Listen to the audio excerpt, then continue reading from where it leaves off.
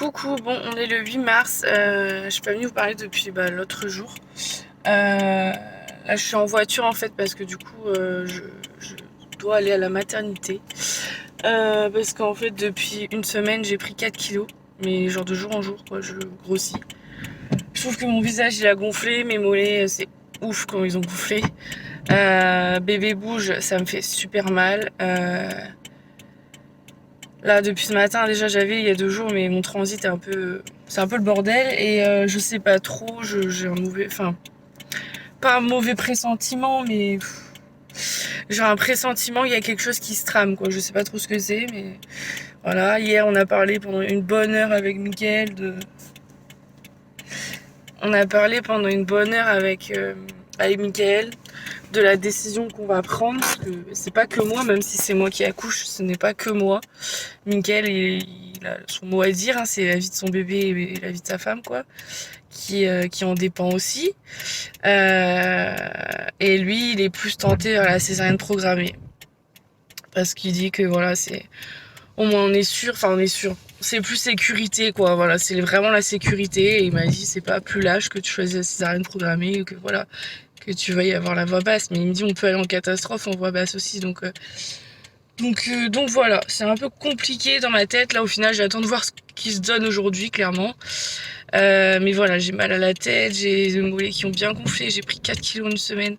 Et c'est pas mon éclair au chocolat d'hier qui m'a fait prendre 4 kilos ou 1 kilo en un jour, quoi. Donc voilà, on verra bien. Donc là, j'attends ma belle-mère parce que du coup, Mickaël ne pouvait pas venir avec moi, il fallait garder Mélia. Et j'ai encore envie d'aller aux toilettes, c'est horrible. C'est le bordel. Alors, du coup, je sais pas trop. Est-ce que c'est le stress? Je sais pas. Parce que moi, mon deuxième cerveau, c'est mon ventre. Donc voilà. De toute façon, je vous tiens au courant. J'ai pris mon tricot au cas où que ce soit trop long. Et j'ai de la chance de ma belle-mère. Enfin, mon beau-père et ma belle-mère habitent pas très loin, donc j'ai de la chance. Et ma mamie, elle répondait pas au téléphone. Donc voilà. Bon, allez, je vous fais des bisous. Je vous tiens au courant. De toute façon, j'espère que vous aurez cette vidéo avant que j'accouche. Parce que là, clairement, si je devais accoucher, je sais pas que c'est la merde, mais vous n'êtes pas à jour dans les vidéos, quoi. Allez, je fais des gros bisous et je vous dis à très vite. Coucou, bon, on se retrouve, on est le 9 mars, j'espère que vous allez bien. Je suis désolée pour cette tête, mais c'est un peu la tête que vous aurez sur les dernières semaines. Je pense que je suis un peu motivation zéro pour me maquiller, tout ce qu'on veut. J'essaye, mais le bâtard, non. Donc j'espère que vous allez bien. Bon, si on se retrouve ici, vous avez compris, je n'ai pas accouché. Donc j'ai eu un monitoring qui s'est très bien passé. Le cœur de bébé pas très bien. Tension nickel, j'ai pas dépassé 12,5. Alors, on surveille. Parce que du coup, jeudi, je ne dépassais pas les 11,2, 11,3. Donc ça commence à monter un petit peu. Donc voilà. Nous allons surveiller ça. Protéines nickel aussi. Mon col est fermé. Donc je peux pas d'accoucher, je pense. Qu'est-ce qu'il y a à dire? Oui, il y a des œdèmes, ça c'est clair. Mais si la tension est bonne, si les protéines ne sont pas là, il n'y a rien à faire. C'est juste que voilà, je fais que la rétention d'eau. Donc je peux vous dire que j'ai calculé. Là, je pense que je suis à facile. Déjà, j'ai 4 kilos de flotte déjà. Facile, pas loin de 5. Sûr. Sachant que j'en ai d'avant, bien sûr, j'ai pris pendant la grossesse. Donc j'espère avoir au moins 10 kilos d'eau. Ça m'arrangerait niveau poids. Et là, j'ai dit, mais c'est pas possible. Enfin, je grossis à vue d'œil. Enfin, je gonfle à vue d'œil. Parce qu'au final, moi, quand je dis mon poids à mon mari, il me fait... on dirait pas, quoi. Moi, je vous dis mon poids, vous dites ouais, non, je pense pas. Mais si. Et moi, j'ai un chiffre que je veux pas atteindre, c'est clair et net. Mais bon, je pense que je vais l'atteindre cette fois-ci. Mais bon, j'essaie de me rassurer, de me dire que voilà, c'est comme ça. De toute façon, j'ai pas le choix. C'est jouer au bout. Mes doigts, là, ils sont très gonflés parce qu'en fait, la machine, enfin, le cycle de tension, je vous raconte même pas mes mains. On aurait dit Obélix. Elle me dit, ah ouais, on a des brassards qui pressent bien. Bah, rien qu'un peu, là. Donc là, je sens que c'est un peu encore serré, donc je fais des trucs comme ça. Donc en fait, voilà, au moindre signe, il faut retourner. Je dis, mais je vais passer ma vie à revenir, en fait. J'ai mal à la tête, donc... Elle me dit, je sais que c'est chiant la fin, comme ça, quand on a un doute, ou enfin, surtout quand, vu vos antécédents, enfin, faut venir, quoi. Donc voilà, déjà là, je retourne jeudi. Demain matin, j'ai une prise de sang. Donc déjà, on aura encore un taux de protéines de doser. Donc sur 2 jours, on sait jamais, ça peut changer malheureusement. Je retourne jeudi, ça c'était prévu. Donc voilà. Voilà. Donc après, je suis rentrée, j'étais vraiment pas bien. Après, il était 14h15, un truc comme ça, je suis partie, il était 10h. Donc clairement, je pense que mon taux était bien bas. Je passais pour prendre McDo, parce que du coup, bah, Mickaël, il a eu son frère à manger, Mélia, enfin, il avait tout préparé à manger bien avant, ils avaient mangé bien avant que j'arrive. Et du coup, j'ai appelé, je dis, est-ce qu'il y a à manger? Il me dit, bah non, il n'y a pas. Ou il n'y avait pas grand-chose, quoi. Du coup, j'ai dit, bon, bah, je vais passer prendre McDo ou un truc comme ça. Et en fait, plus j'avançais, enfin, plus je roulais, plus j'avais mal au ventre. Et j'avais déjà mal au ventre à la maternité, hein. Déjà le matin, j'avais mal au ventre. Et j'ai dit non, je le sens pas. Je sens pas le McDo, là. Comme une fois où j'avais mangé à Burger King, j'ai fait une intoxication alimentaire il y a 2-3 mois de ça. Hmm. Même pas 3 mois, je pense. Euh, et du coup, je le sentais pas. Je dis non, vaut mieux pas que je le mange. Après, plus j'avançais, plus j'arrivais, plus je dis ah, mais en fait, c'est peut-être parce que t'as faim que t'as mal au ventre comme ça et tout. Et en fait, je suis pas allée. Je me suis dit, c'est pas grave, je vais me faire vite fait un truc. Vite fait, tant pis, je vais me cuire vite fait un peu de pâtes. Enfin, truc vite fait, des haricots verts, je savais qu'il en restait un petit peu au frigo, enfin bref. Et j'arrive et Mickaël dit ouais, qu'est-ce que t'as, t'es fatiguée, t'es blanche et tout, là mange tout de suite quelque chose, enfin. Et c'est vrai, et j'étais vraiment pas bien, mais vraiment pas bien. Genre je dis, mais tout à l'heure, moi je vais tourner les pommes. Et ça, je pense, c'est parce que bah, j'avais faim en fait, parce que genre j'avais les mains qui tremblaient, enfin. Et dès que j'ai commencé à manger un petit peu et tout, ça allait un peu mieux, donc c'est là que je vois que mes taux, ils descendent assez vite, enfin, c'est normal, hein. Mais, euh, mais du coup, ouais. Mais le McDo, ça aurait pas été une bonne idée, hein, clairement. Parce qu'après, j'ai été malade un peu l'après-midi et tout, donc voilà. Mais c'est normal, je pense que c'est bébé aussi qui appuie fort. Et puis même, hein, au début, je me suis dit, c'est pas possible, je fais une gastro, c'est pas. En mode, non, ce matin, ça va mieux. Enfin, j'ai mal au ventre, mais ça va mieux. Par contre, j'ai mal à la tête. Donc, bah maintenant, tant pis, hein, je suis pas fan de prendre des cachets comme ça, mais bah maintenant, dès que j'aurai mal à la tête, je prendrai un Doliprane. Parce que du coup, je prends pas et je laisse toute la journée couler. Au final, bah, j'ai mal un moment. Là, je commence à avoir le nez vous savez, qui gratte là. C'est pas que le matin, quoi. C'est vraiment la journée. Donc, je pense que je suis en train d'attraper un petit rhume. Le petit rhume que Mélia traîne depuis plus de 2 semaines. Ma mamie, elle a été malade aussi il y a 3-4 jours. Elle a toujours le rhume. Sauf qu'il faut pas de fièvre, hein. Surtout pas. Sinon, je n'ai rien droit du tout. Moi, j'ai pas droit de péridurale. Donc voilà. Voilà. Je sais plus si je vous ai dit, mais on a beaucoup parlé avec Mickaël. Il me semble que je vous l'ai dit, hein, que Mickaël, lui, il serait plus penché vers une césarienne programmée. Il dit, on prend la sécurité. Je pense qu'il a peur. Il a peur de ce qui peut se passer. Et c'est vrai, il a pas tort, hein, c'est légitime, hein, mais je sais pas. Moi, je sais pas. C'est compliqué, hein.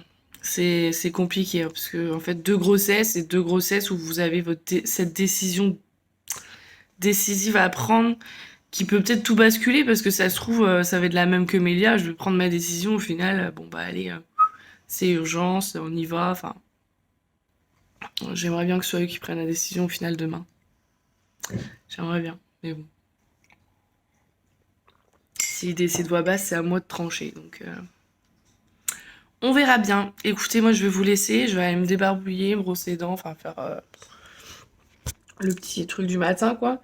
Et après, bah, du coup, je vais m'occuper de ma petite princesse. Parce que Mélia, aujourd'hui, elle a 27 mois. Donc, ils auront sur 27 mois avec bébé koala.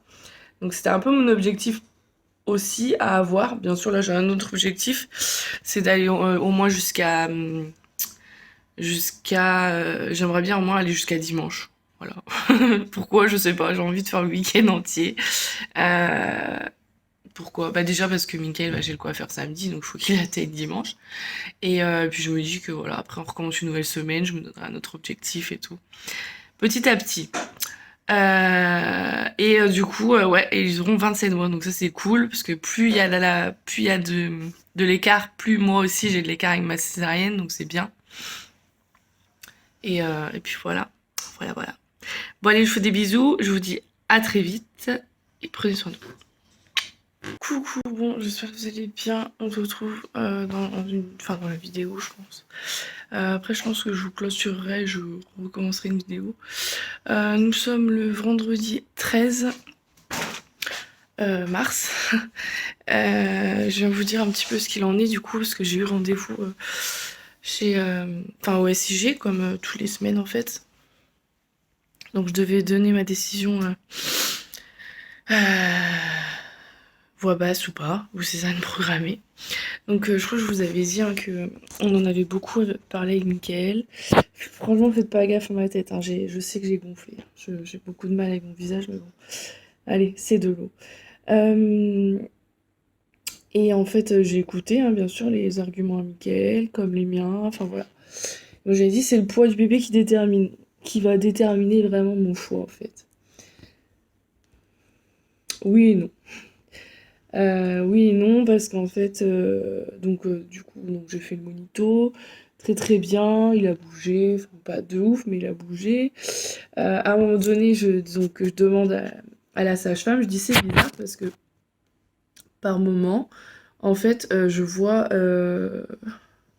je sens mon ventre très dur en fait, mais vous savez que mon bébé est en siège, donc en fait, il a une position dans laquelle, voilà, moi j'ai son dos en fait, vraiment collé. Et du coup, je ne sais pas si c'est bébé ou si c'est une contraction. Parce que sinon, j'ai souvent des contractions. Et du coup, là, je fais, ah bah regardez, là, ça durcit, ça durcit. Et en fait, moi, j'ai pas vu les chiffres tout de suite sur son monito, enfin, sur sa machine. Et elle me dit, ah bah non, là, on est sur une contraction. Hein. Et là, je regarde le chiffre, je fais, ouah, 75. Et là, ça monte, 76, 78, 80. Ouf, ah oui, quand même. Ah, ça monte autant. Moi, la plus grosse que j'ai eue pour Mélia, je crois que c'était 60, 57, un truc comme ça.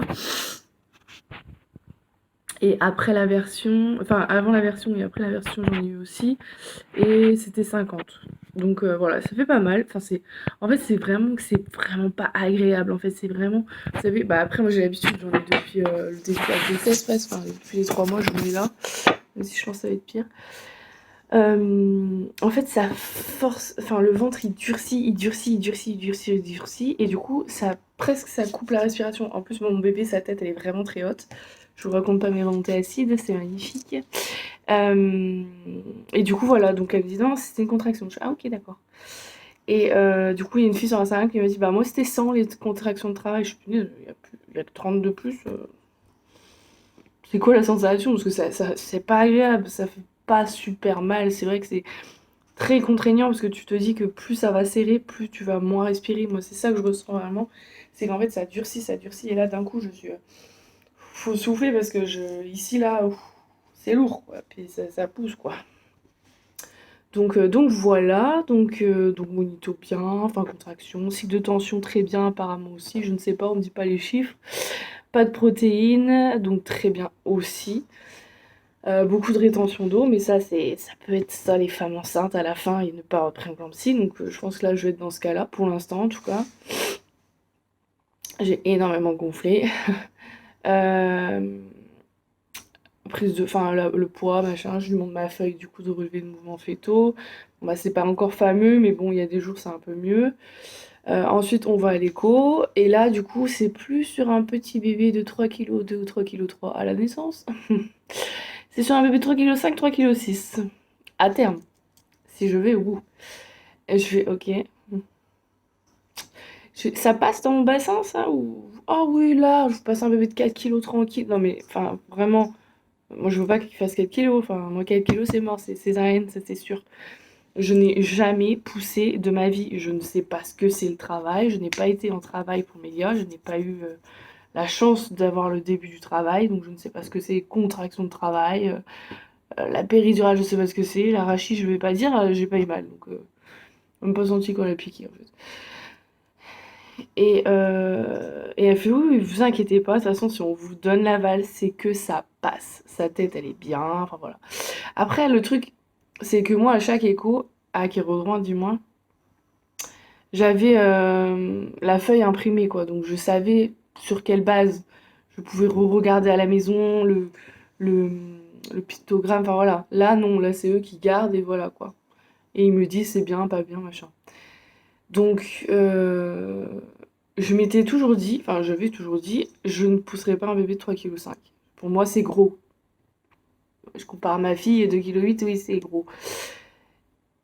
Et en fait, je sais pas. Après, du coup, elle m'a dit, est-ce que vous voulez voir un gynécologue avant de prendre votre décision? Je dis, bah, si c'est possible, j'aimerais bien. Du coup, j'étais en salle d'attente. J'ai attendu quoi, peut-être 10-15 minutes. Il y avait personne, heureusement. Enfin, il y avait personne. Il y avait un couple après, mais bon, on s'éloigne, hein.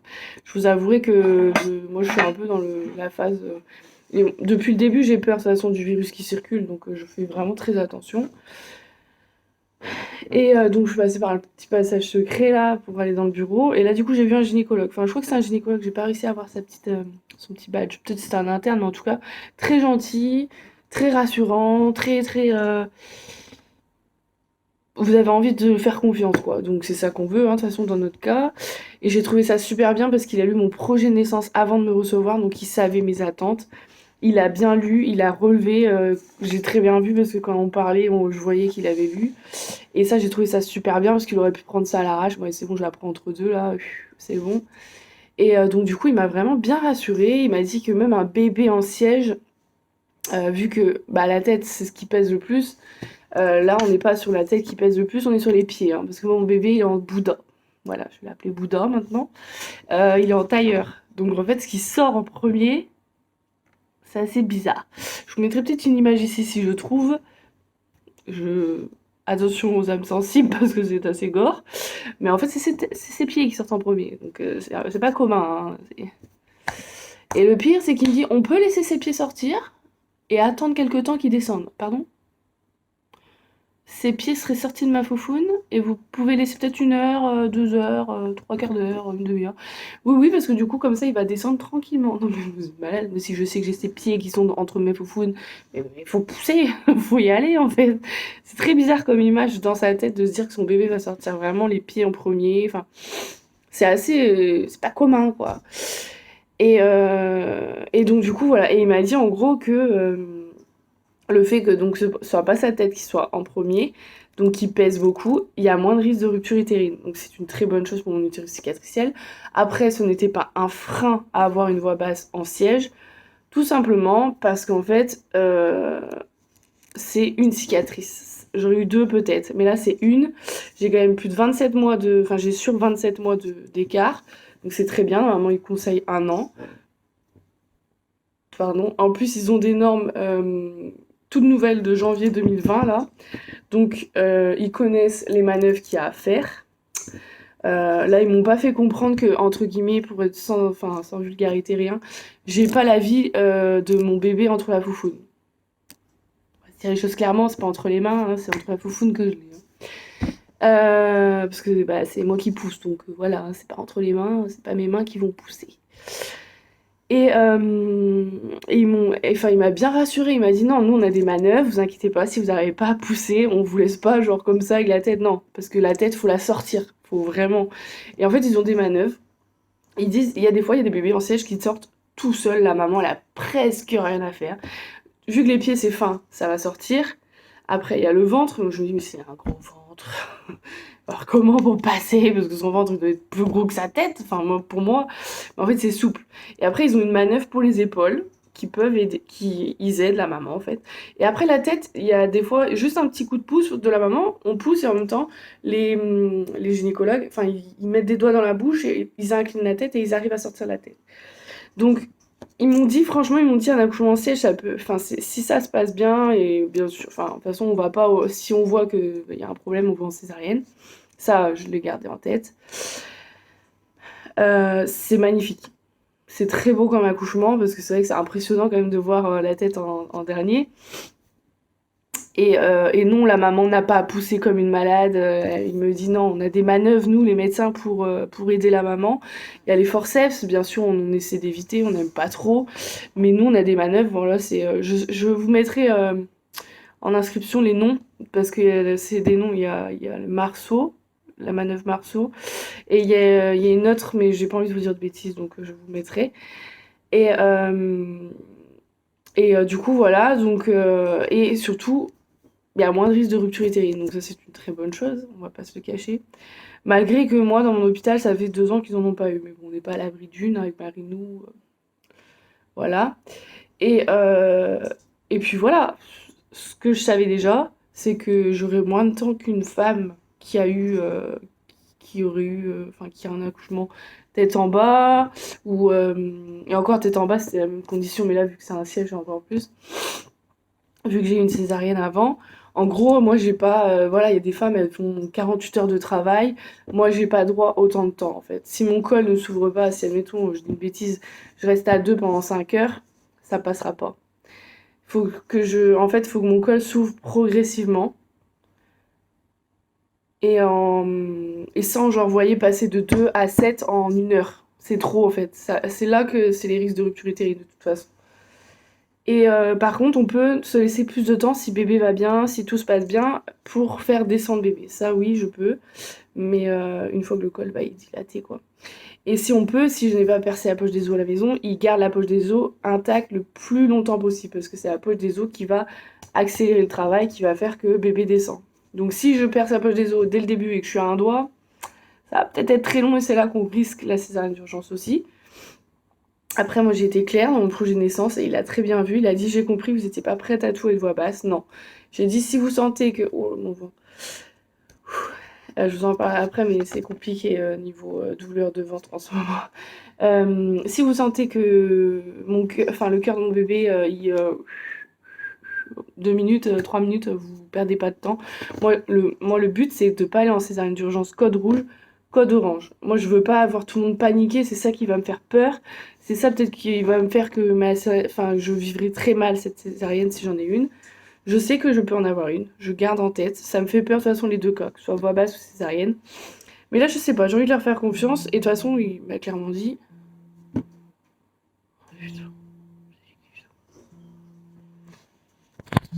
Donc, je vous laisse.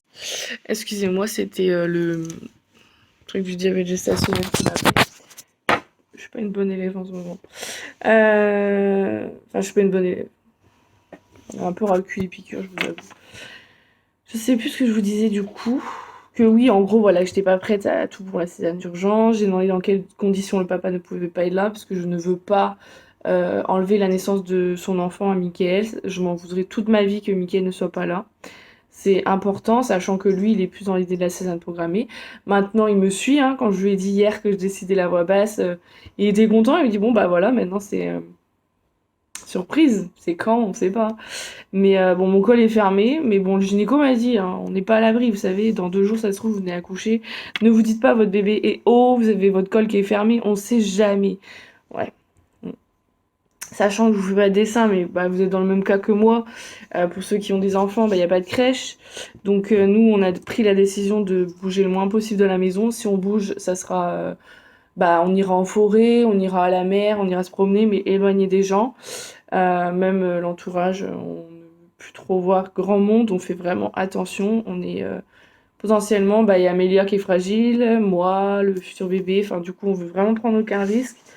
Les maternités, il n'y a plus que le papa qui a le droit de venir, donc Amélia n'aura même pas le droit de venir voir le bébé. Je sais pas ce que ça va donner, j'avoue que je pense que j'ai très hâte d'accoucher. Mickaël aussi me l'a dit, je pense qu'on va avoir hâte de partir de la maternité parce que l'ambiance ça va être mais glauque.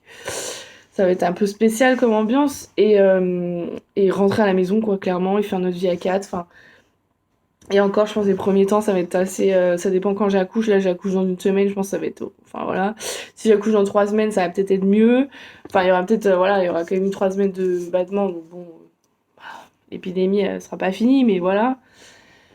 Et moi ce que j'appréhende c'est qu'en fait c'est que papa et maman ils vont partir avec bébé dans le ventre et je vais revenir avec bébé dans les bras.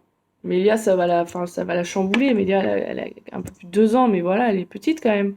Et puis même, rester sans Mélia, avoir 4, 5 jours, 6 jours, ça va être dur, quoi. J'ai déjà eu les hospitalisations. Enfin, déjà, je suis restée samedi, dimanche, lundi. 4 jours, déjà, c'était très compliqué. Alors, imaginez 6 jours.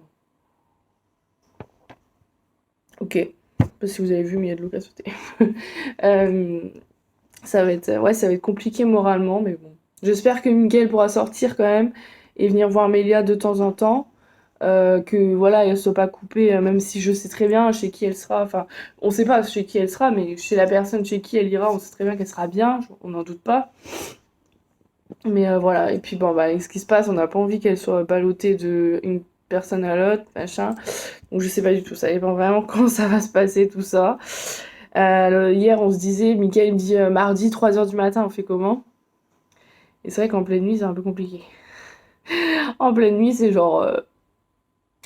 Ça dépend qui se travaille le lendemain, ça dépend. Parce que voilà, si on confie à Amélia à 3h du matin, il faut bien que quelqu'un récupère Amélia à 7-8h, suivant la personne qui prend, qui va travailler. Enfin, ça va être chaud, chaud.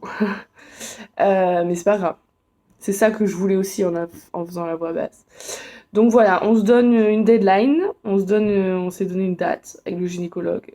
Si je l'atteins, j'irai à la maternité et on ferait une césarienne programmée sûrement. Et voilà, c'est que la vie aura décidé que je devais pas avoir de voix basse. Voilà, c'est. Je pourrais pas m'en vouloir, j'aurais tout essayé en fait. En déclenchement, j'ai droit, parce que j'ai dit que je voulais pas de produits chimiques. Si mon col est favorable, j'ai droit le décollement de membrane. Et j'ai droit le ballonné. Voilà, moi j'ai pas le droit de tout ce qui est propès, genre l'oxytocine dans le sang, je suis pas très fan non plus, même si j'ai droit un petit peu, qui m'a dit. Mais voilà. Et puis on verra, parce que je vais changer d'avis, j'avais dit, hein, je me rappelle, là j'ai monté une vidéo hier, et dans la vidéo j'ai été claire, s'il faut faire une version, je ferai pas de version. Qu'est-ce qu'elle a fait il y a 2 semaines, Marinou? C'est une version. Donc voilà, avec les cons que je change pas d'avis, hein. Mais enfin voilà. Voilà, c'est la décision que j'ai prise. Donc c'est la voix basse. On tente, du moins, on verra. Même si en cours de travail, je demande une césarienne, je m'en voudrais pas. Je me dis que voilà, j'aurais essayé. Faut savoir que moi je suis douillette, je l'ai mis dans mon dossier. J'ai dit, j'ai pas envie qu'on me juge sur ça, mais moi j'ai dit que je ne voulais pas d'étudiant ou d'étudiante pour mon accouchement. Moi je veux que ce soit une sage-femme qui me fasse la perfusion. Je veux que ce soit. Voilà. Au vu de notre parcours, je pense qu'il y a assez de monde qui a vu ma partie intime, sachant que là, il va y avoir du monde dans la salle. Là, si je me souviens bien, on m'a dit donc gynécologue, l'interne en gynécologie, sage-femme, infirmière, anesthésiste, et pédiatre qui serait derrière. Vraiment pas loin. Donc voilà, ça va faire du monde, Mickaël, évidemment, et moi. Donc ça va faire du monde dans la salle. On accouche en salle de naissance, donc voilà, j'ai demandé, c'est pas en salle d'opération. Et puis voilà, un petit peu les nouvelles.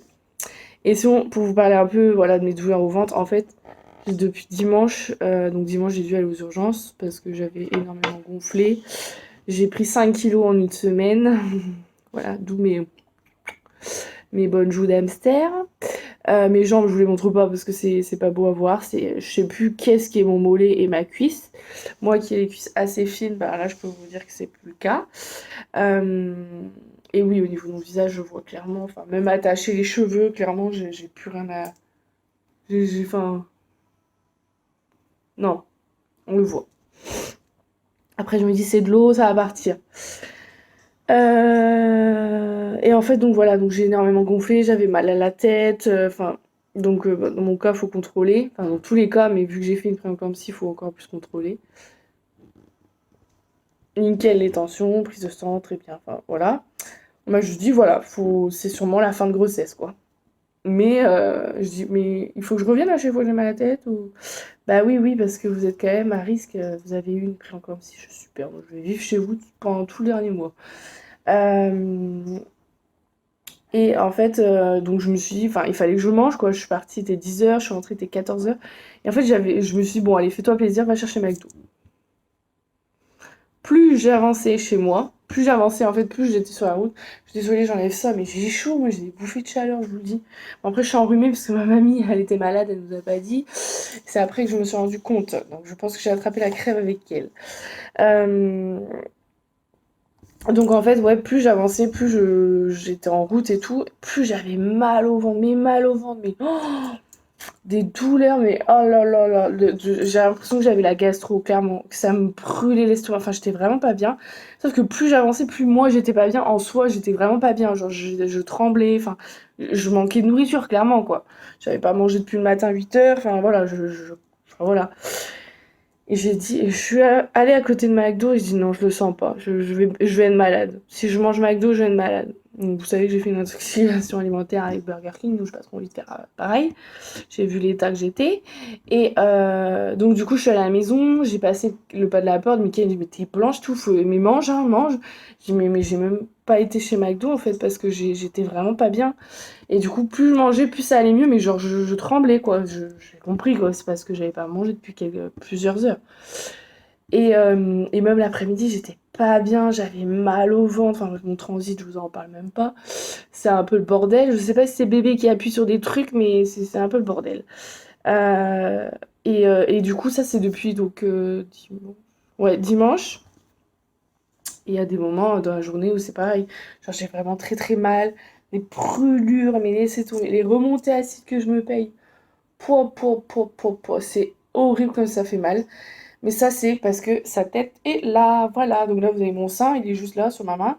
Et là, la tête, elle est là. Ici, là. Je peux vous dire qu'assise. Donc des fois, je pousse un petit peu. Donc je me fais engueuler par papa. Il fait laisse mon bébé tranquille. Mais ouais, mais il me fait trop mal, hein. Et du coup, je sens super bien sa tête et tout. Et je sens qu'il a moins de place de toute façon. Ses coups, ils sont beaucoup plus francs. Je vois beaucoup plus. Enfin, hier, il me cognait. Je crois qu'il faisait plus qu'une bolle dans le ventre. Enfin, voilà. C'est comme ça, hein, c'est la fin. Et j'ai des grosses douleurs pubiennes. Pubiennes. Pelviennes, pardon. Enfin, au pubis, quoi, hein, vous avez compris. Je fais un mouvement dans mon lit. Je vous épargne la phrase. Mais en gros, bon, je le dis parce qu'il y a Mickaël, mais en gros, c'est j'ai mal à la foufoune. Je crois que je dis la phrase une quinzaine de fois dans la nuit. Je pense que toute la maison l'entend. Mélia, Mickaël.